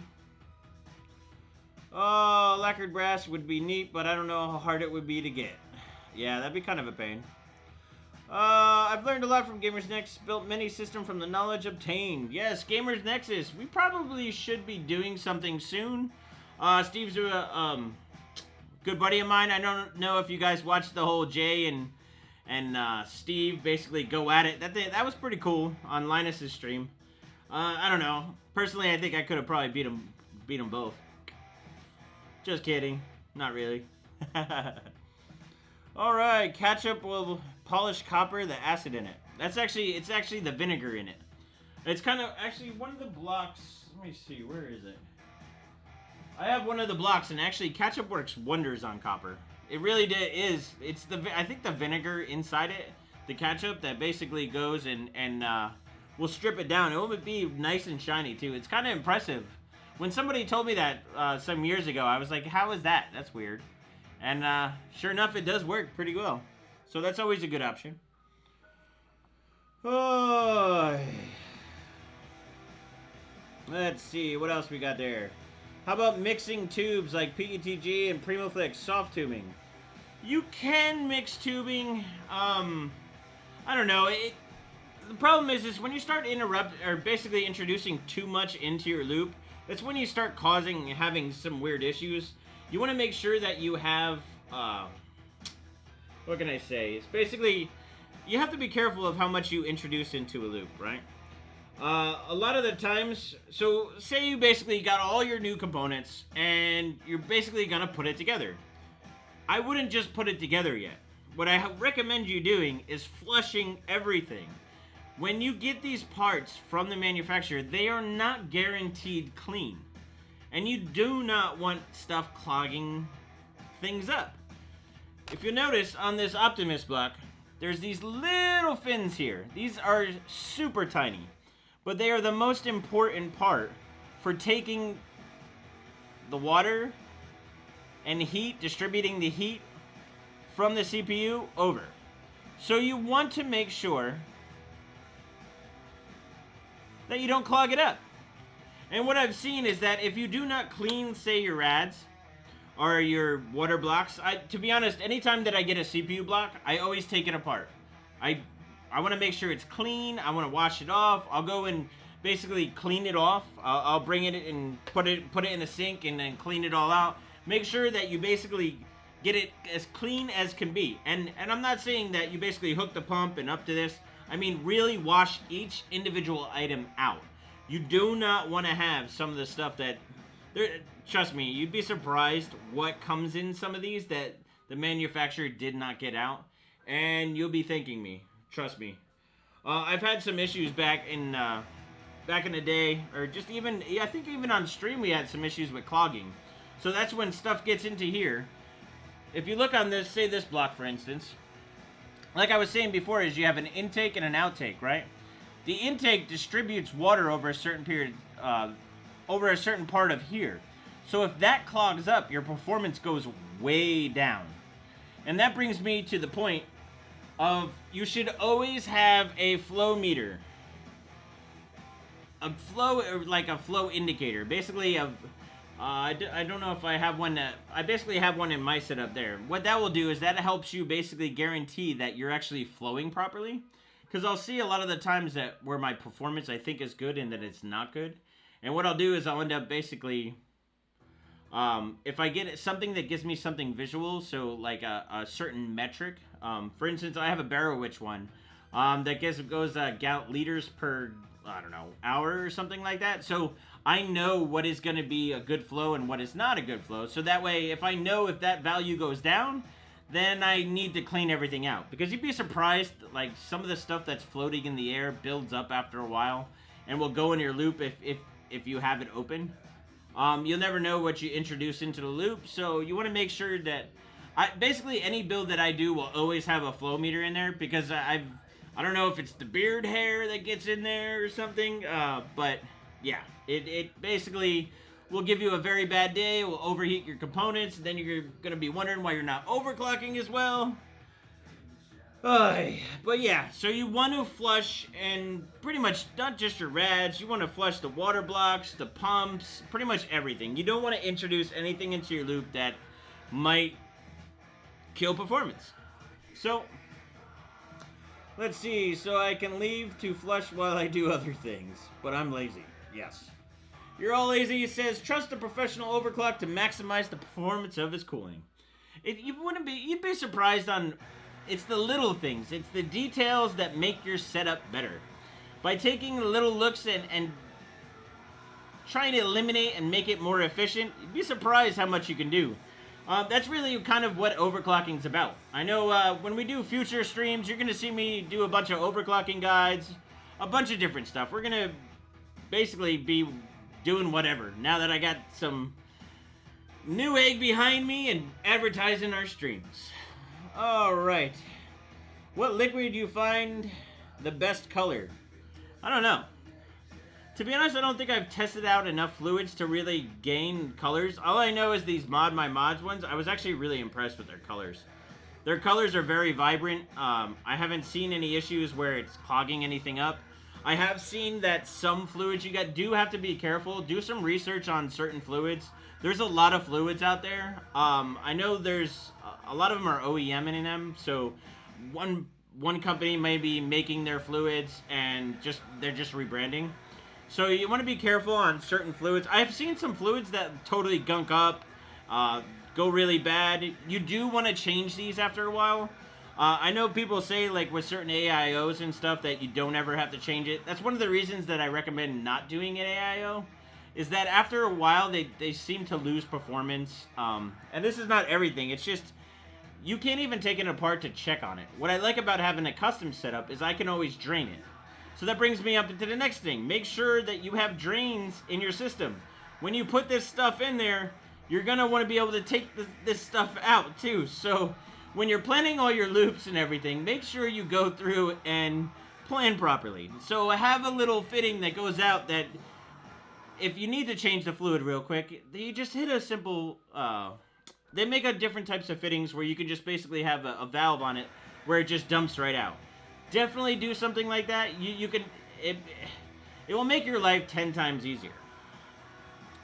Now, the other thing is, now you got all these components, you're ready to build your badass machine. What do you do first when you get all of it? It's funny, there's some people that will basically tell you, just put it together, and work from there. What I like to do is I like to basically put this out on a test system. I've had issues over the years where I don't test everything out, and I build all the water cooling. I basically go through all of it, and when I go to turn it on, it doesn't work. So what you want to do is anytime you build your system, make sure you test it out of the case.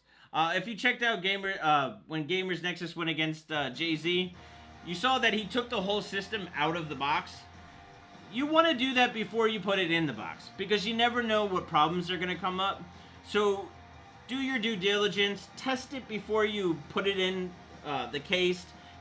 Make sure everything works, and that way you don't have to take it out again. Because once you put this in a case and you have everything screwed down and you find an issue and say you forgot something, you're going to have to take it all out again. And to be honest, you'll spend so much time doing that, it's going to pretty much kill all the fun of it. So,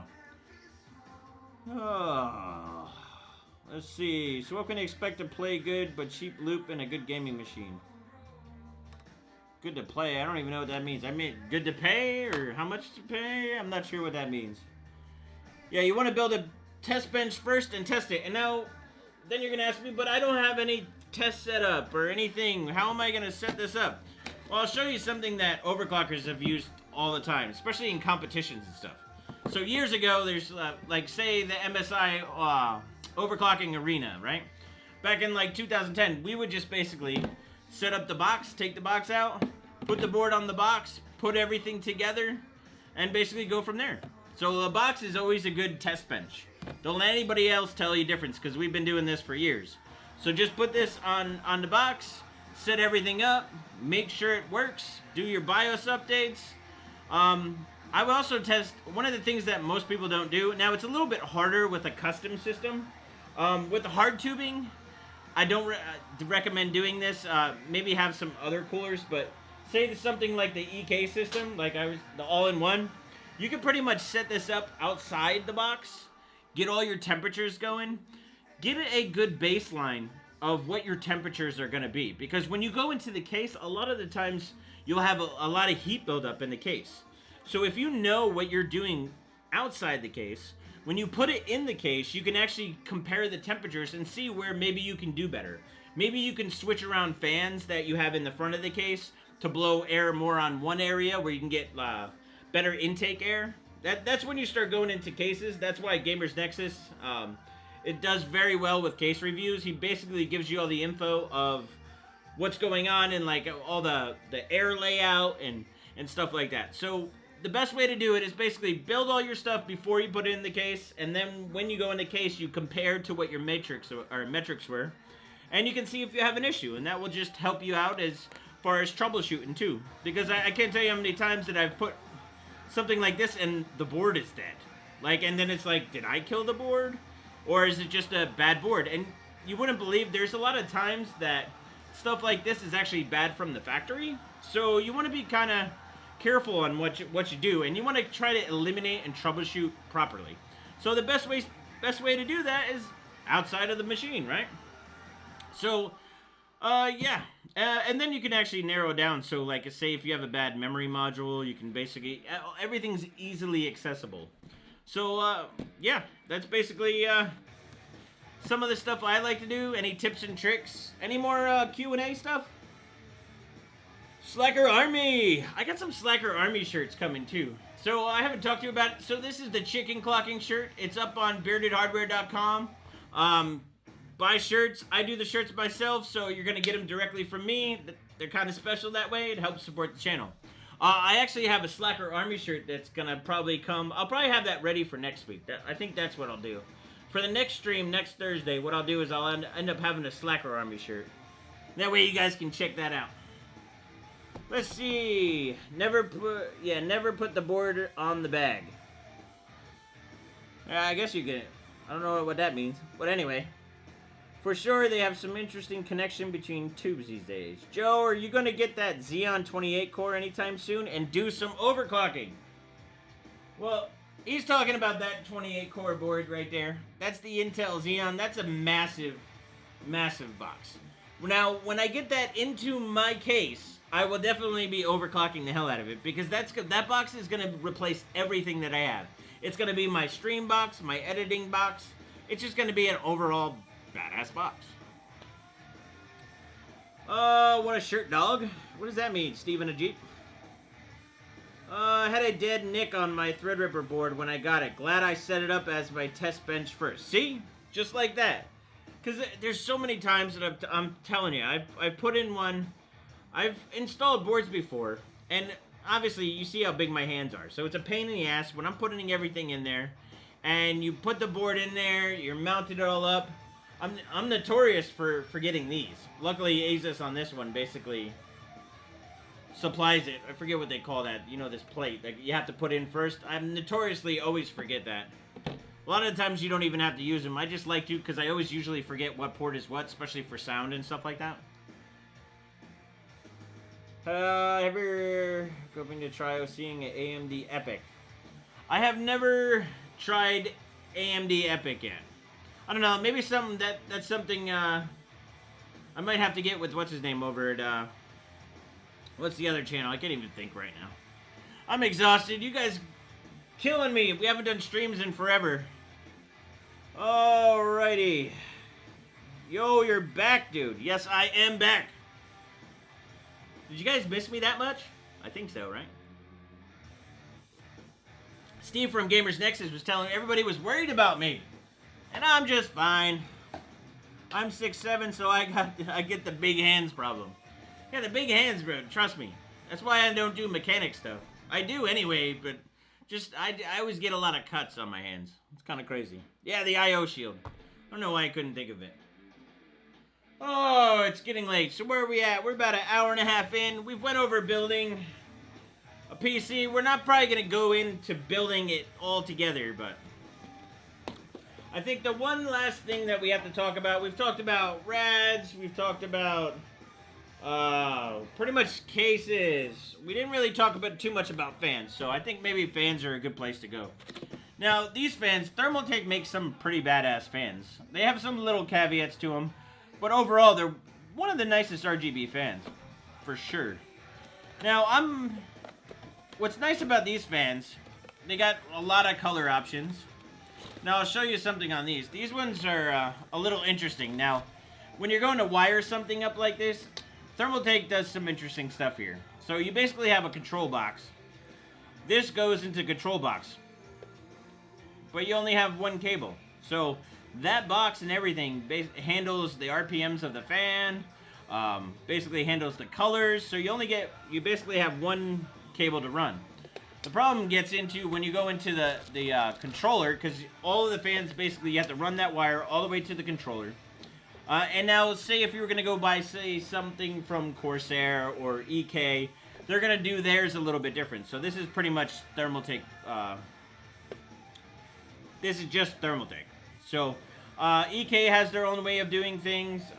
Corsair has their own way of doing things. This is not that this is a bad idea, but just know that you're going to have to route a bunch of cables through. You're going to make sure that you have the controller. Like, it can get a little bit overwhelming, especially with the cable design. So, but yeah, these are really nice fans. They look really cool. Yeah, they're a good RPM where they're not too loud. One of the big things about having a water-cooled PC is being able to be silent.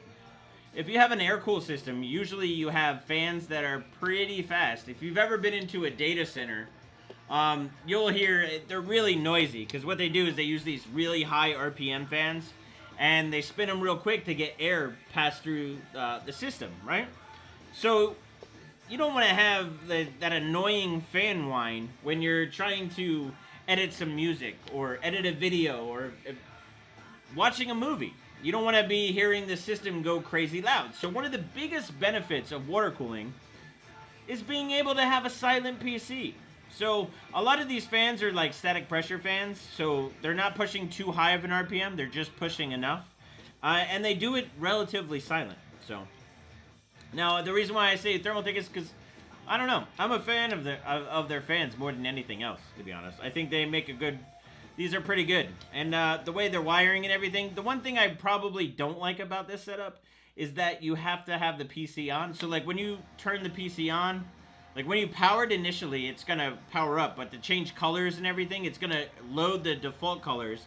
And then when USB kicks in, so when you open up the operating system is going to say, I want blue. It's supposed to be blue. So you'd have to have a task running in the background. That's the only thing that is the caveat about it. I'm not too crazy about that. I wish it would store the profile locally into the controller and keep the color that you have on all times. So that way it doesn't start out rainbow, then you boot in the operating system and it turns blue, for instance. But I think that's a problem that I'm worth dealing because most of the time my PC is always on, so I don't really care. So if it turns off and changes the color and then turns on to another color, but that might not be the case for the build that you want. So just take note. And other companies don't necessarily do it the same. So some are better than others. The trick is do your research. And then you can always ask questions too. As I get more and more hardware and I test all these different companies out, I know a lot of the companies, so we can always get their feedback and check other stuff out. So if there's something you guys want to check out, make sure, I don't know, let me know. Comment below. Make sure you like and subscribe, of course. We're going to be doing a lot of these. This is going to be a weekly thing. We'll be doing some more advanced stuff. I just wanted to kick this off as kind of to get back in the game, back to streaming. Wanted you guys to know that I didn't forget about you and I missed you guys. And that we got to do this more often. Let's see. Oh, that's who I was talking about, Wendell, before. So, level 3. So, that's maybe with the epic stuff. Maybe we'll talk about doing something like that. Are you going to do more podcasts with other tech tubers like Wendell soon? Most likely. I know Steve and I are trying to plan something. With this whole pandemic thing, it's kind of screwed up a lot of stuff. A lot of my plans for this year have been completely killed. You guys, if you're new to following me, I usually go to Computex, CES. I do a lot of the shows with the companies like G-Skill, EK. Do stuff with Optimus. I do stuff with Intel. A lot of different manufacturers. I've done work with Gigabyte, EVGA, ASRock, Asus, all the different companies. So, yeah, level 1 text. Did I say level 3? I don't know.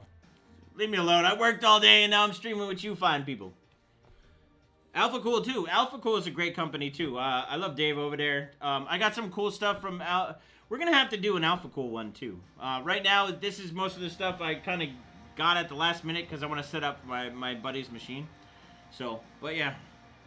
Hey, level 3, level 1. Come on. Technically, level 3 is pretty good depending on which support you're working on.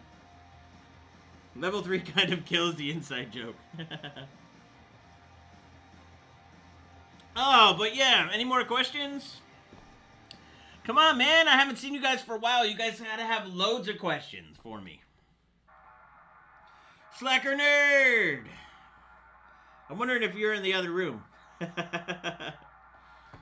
Oh, man, so I guess we'll take some more questions and then we'll probably kill the stream in a little bit. This is, like I said before, this is going to be a first of many streams. This is going to be something that we're going to do weekly now, powered by Newegg. So make sure, after this stream, I'm going to have to go and, I'm new to the Newegg setup, so I got to go through and put all the links in the description. Please go to the links in the description. If you're going to buy anything and you want to help and support the channel, that's a big way to do it. It also makes me look good to Newegg, too. So, and that way we can do more of these. One of the reasons why I had to stop streaming so much is because the algorithm doesn't necessarily take priority on them. So if I do once a week with Newegg, it makes it worthwhile. So now we're doing it every week. So now you're just going to have to deal with me doing this every week. Danny, how can you grow a beard like this? I don't know. It's good genetics and beard vitamins. It's always the beard vitamins. Actually, it is years of patience. I can't... I actually looked at a picture of myself and I'm like, wait a second, how long have I been growing my beard? And I think, I want to say it's got to be at least 3-4 years now. I don't know, time flies so damn crazy. Are corn dogs just a meat Twinkie? Jest, I love you, man. I miss you. Stream without you saying...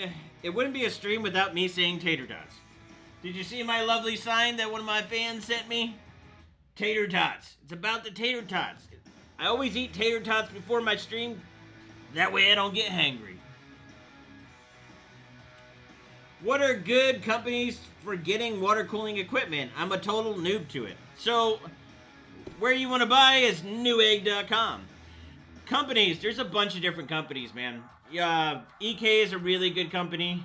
Optimus PC is a new company that is making some fantastic stuff. It's a little bit more on the expensive side, but the quality is damn good. You can just tell by looking at this thing. This is one of my favorite blocks right now. EK is supposed to be sending me the magnitude block, so we're going to compare directly against this. So I'm going to see. I think it's going to be a good battle between the two. So I'm waiting for them to send me that. So I'm still waiting for them to send me all the other stuff too. So I got to talk to them, make sure that they quit slacking, figure that shit out. But yeah, so Jelly Tots. Jelly Tots. Who has the best CPU or GPU blocks? Well, that's a pretty good question. So CPU blocks right now, I think EK and Optimus are pretty much at the top. I haven't tested out any of the new AlphaCool stuff, so I can't really say. I'm going to have to do some research on that and get back to you on that one. I'll have to talk to their marketing and maybe get a block over and we'll do a roundup or something like that. I'm already working on the paste roundup, so that's going to be coming soon. There's like a 50 pastes I have that are going to all compare. Right now, all I can say is that Kingpin Cooling Paste is one of my favorites. Highly recommend it. That's probably all I'll say about that right now until we get into the paste video, because I think you guys are really going to love the paste video. There's a lot of information that nobody's doing or nobody really pays attention to that I'm going to expose a little bit. And it's pretty interesting. I don't want to go too much into that, but yeah, EK makes really, how can I say this? So, when you're going to go and look for GPU blocks, it's way different. You can't really say that one block is better than another. It seems, so EK is one of the companies out there that makes a lot of GPU blocks. And they make a lot of them for, like, different types of cards. Like, so when you have, say, NVIDIA comes out with Ampere, right? They're going to have their reference card, kind of like this 1070, right? Oop, I don't want to break that. This would be what we used to call a reference card. Now it's called the Founders Edition or whatever it is. Basically, it has this cooler. Now, I like getting these, and the reason why is the water blocks. There's a lot more water blocks made for this than there is for, say, the Kingpin. The Kingpin, basically, you have to get a specialized block because there's not many of them there. So they're harder to get, harder to find. Now, for something like that on the Founders block, they're much easier to find, and more companies are making them because these are much easier. There's much more of these than the aftermarket cards. So a lot of the times, I'll just buy a reference card, and that way my block options are expanded, so that way I can get pretty much any of the blocks I can. So EK makes some nice ones. I think a lot of them they're very similar. I haven't seen... One of the ones that I'm probably the most excited about is Optimus. Optimus is supposed to be making a GPU block, and from seeing their CPU stuff, it looks pretty damn impressive. So I'm excited for that one.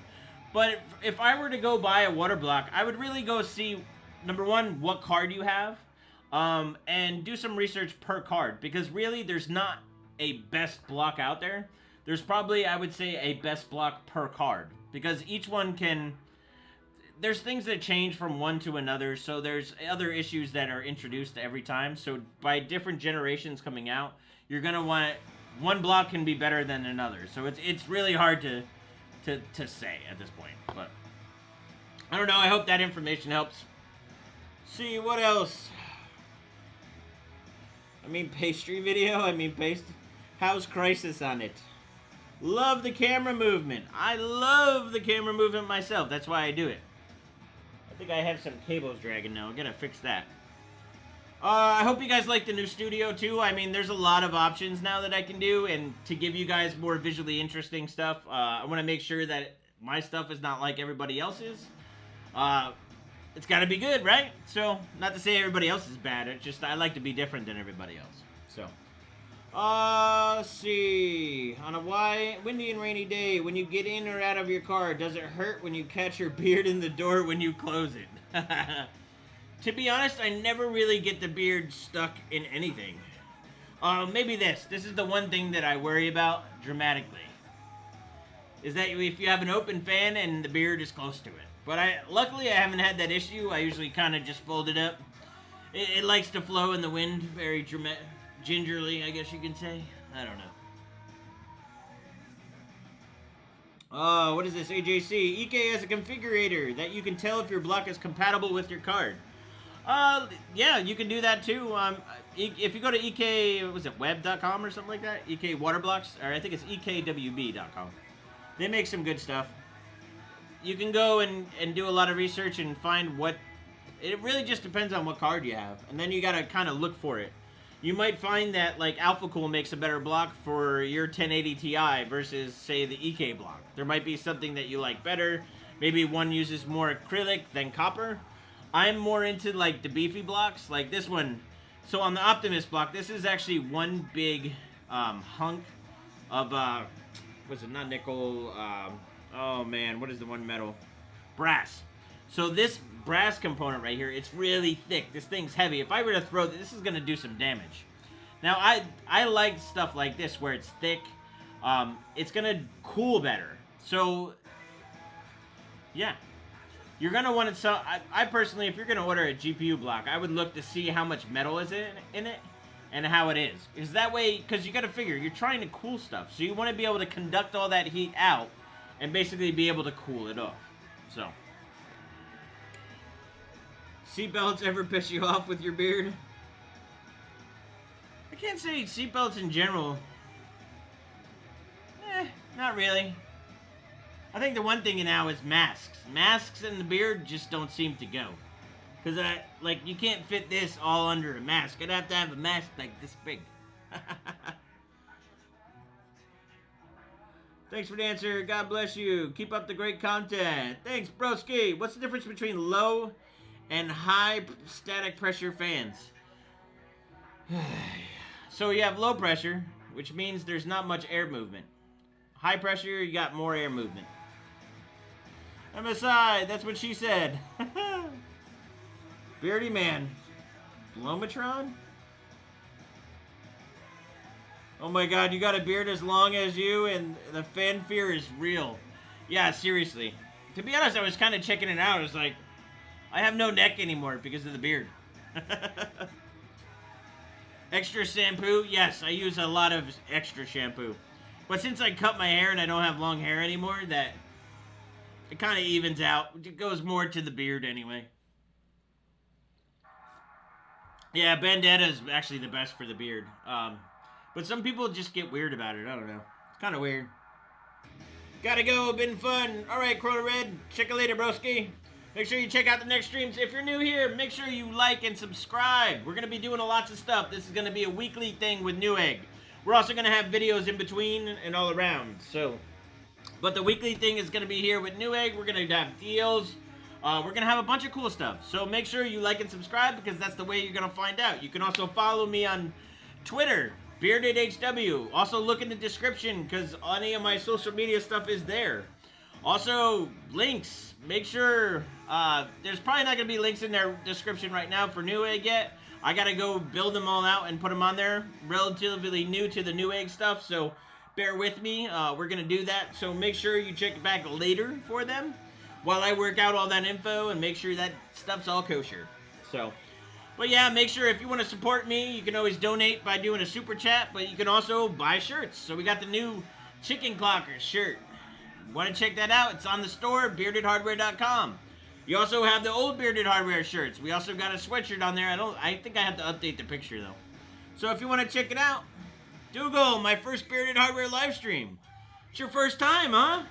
Welcome. The Blomatron is 11K server fan chop veggies with? What, Eternal? Dougal, high static pressure is for rads and tower coolers. I've seen people use low pressures on them too. I'm not a big fan though. To be honest, I like the high horsepower stuff. But the thing is, it's all that stuff. It gets a little bit much when you're trying to edit something or you want to watch a movie. You don't want to have too high horsepower of a fan. Back in the day, we used to have like I don't know if you guys have ever heard Delta fans. These fans, they're basically finger choppers. Because if you stick your finger in them, they'll basically cut the finger off, which is crazy. But oh, nice! I'll get some shirts. Cool, Jake. So I think we're gonna call it soon. We've done a great stream now. This is just the start. We're going to be doing some more stuff. As I get more organized and get everything going with Newegg, we're going to be doing some nice and exciting stuff. So make sure you check everything out. Also, comment below. If you want to see some things, give me ideas, man. Put it down in the comments. Make sure you like. Anytime you like, it does me a big favor. Hell, if you don't like it, dislike too. But if you give me that... Any of that, just make sure it helps the channel. So make sure you help the channel. That way we'll do more of these. I love doing them for you. Love doing them with you. So make sure you subscribe. Check everything out. Oh, yeah. So I think it's time. I got to go take care of my boy. Make sure he's all good. And I think I'll check you guys out next time. All right. Let's see. You remember those. Dude, Delta fans, I think... Before I go, if you ever heard an airplane taking off, that's pretty much what a Delta fan is. Like, when they start winding up, they sound impressive, but you do not want to have your fingers next to them. Oh, the EK Furious, the Vardar fans. I told EK to send me a bunch of them. I kind of wanted to build a big monster, like, say like 12 rads and all Vardar fans that are like very high RPMs. And then just see what it sounds like. It'd be like an aircraft taking off. That would be some cool stuff, right? But yeah, give me ideas. Make sure you like and subscribe. Comment below. Tell me all about, I don't know, talk to me. Tell me whatever you want. But yeah, so I think I'm going to get out of here. You slackers take care. I appreciate it. You know I love you. Check me out next week.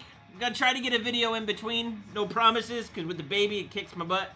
But, yeah, make sure you like and subscribe, and I'll check you guys later. So, I don't know. I think that's it. So, slacker out.